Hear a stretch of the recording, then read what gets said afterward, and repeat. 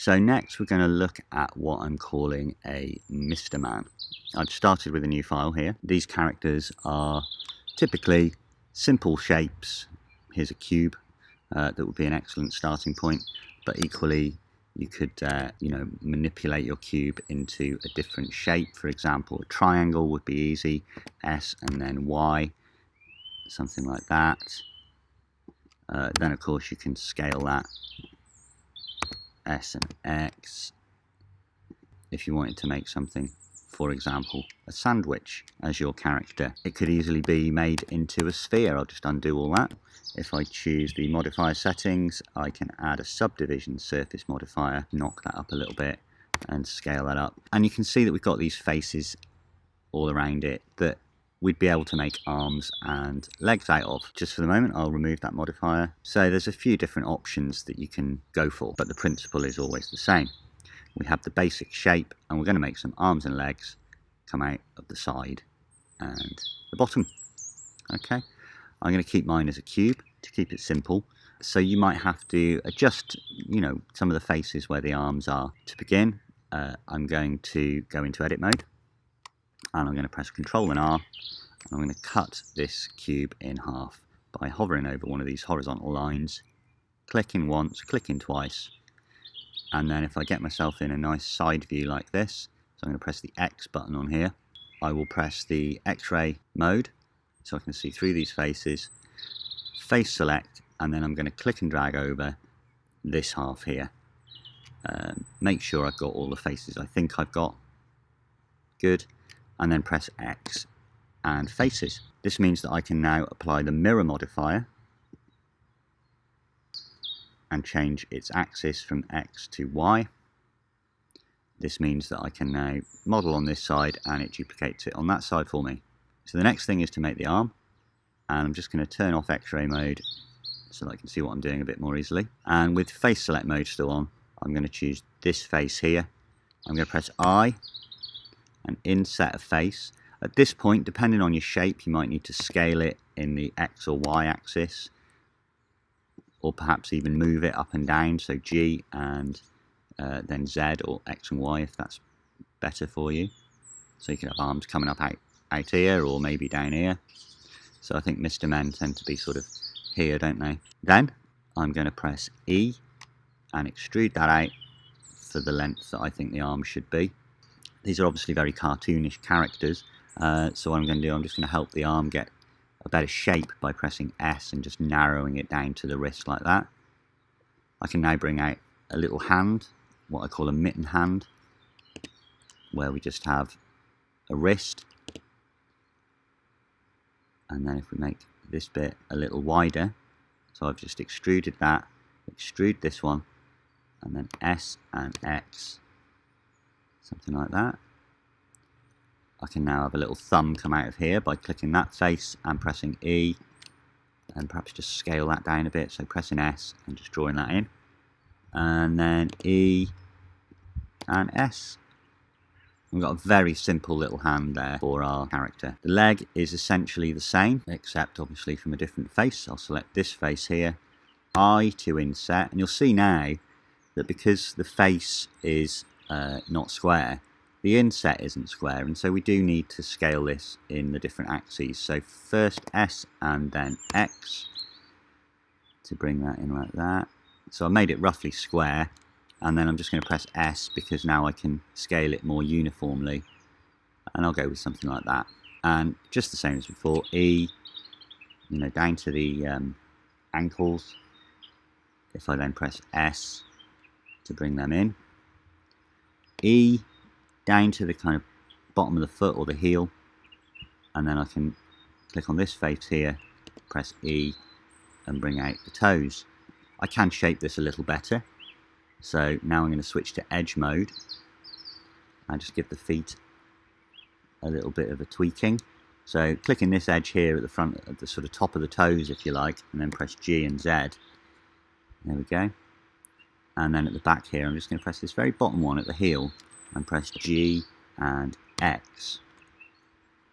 Okay, if you're stuck which direction to move things in, you just refer to this and pay attention to the coloured lines that run through the grid on the on the document.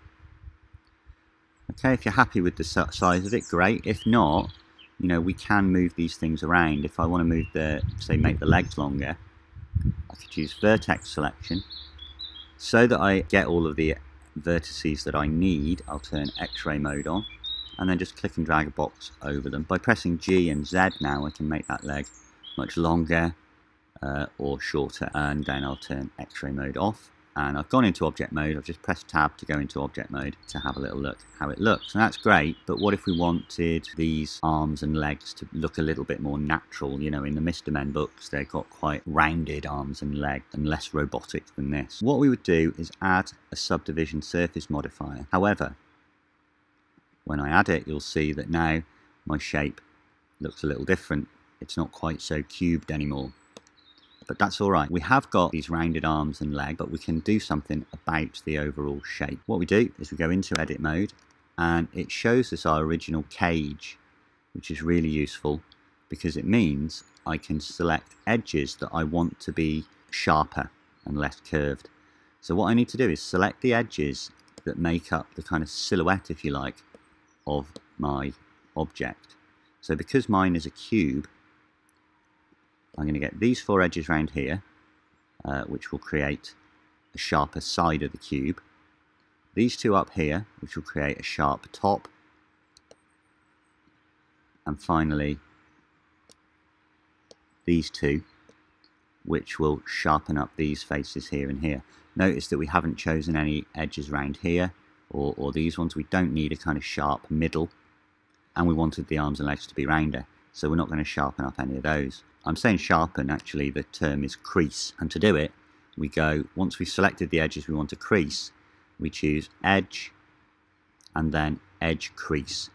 Having chosen that, we then drag our mouse to the right, and you should notice that as you do that it sharpens up those corners, and you can kind of do it to varying degrees. So if you did want a sort of slightly rounded model, then you could leave it somewhere in between. But I want it completely sharp, so I'm going to go all the way to the right. You'll also see once you click and set your edge crease that it actually gives you a little dialog window down in the bottom left here, and you still have access to that until you do something else. You can see that as a result of the smoothing, these arms now look kind of strange, and so I can add some more edges just to try and change the shape of that. If I press Ctrl and R to make a loop cut and hover over one of these diagonal edges, you can only just see them, but there they are, coming from this corner inwards to the arm. You can see though where my preview line is, and if I click you can see the result, and then I can slide that inwards just to really sharpen up that area there. So I'm going to go with something like that, and I'm going to do the same with the legs. Ctrl and R, try and just hover my mouse where I can think that edge is until I get the preview line I want. Click like that, and then just slide it in towards where the legs come out. As well as that, I can just add a bit more shape to the feet. You can see that they've got sort of very curved, they kind of look like stockings. If I press Ctrl and R and do a cut around the leg and bring that down, Ctrl and R and just bring that in like that. Another thing you might want to do is just go around the foot and flatten the foot out. If I press Ctrl and R and go around here like that, you can see it just creates a nice flat foot. We could go and add some edges here. So I just double click that edge cut in there, edge loop in there, and I can, you know, resize the arms. Perhaps I want them to be muscular, and I can move that up and down. If I press G and Y, I can move that along to create the shape that I'm after. Likewise with the legs, Control and R, and if I press G and Y, G and X, sorry, I can move them forwards just a little bit, just to give it a little bit of a more natural pose. Normally, to get rid of these faceted features, where we can see all the faces, we would choose Object and then Shade Smooth. Obviously this has a sort of undesirable impact on the squared off parts. It loses that definition around the corners. So having done this smoothing on the whole object, if we go back into edit mode we can choose face select, and again, just taking your time, select the faces that make up or that we want to be shaded flat. So the ones that make up the cubed bit, or whatever shape you've chosen yours to be.